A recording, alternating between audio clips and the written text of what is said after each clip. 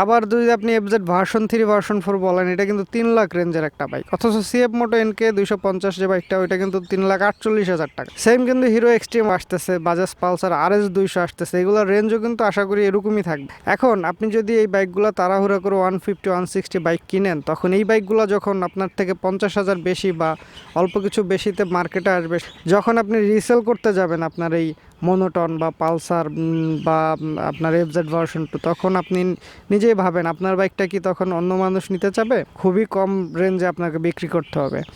দেখেন আপনি পালসার কি করলো, পালসার N160 নিয়ে আসলো 2,79,000 টাকার রেঞ্জে।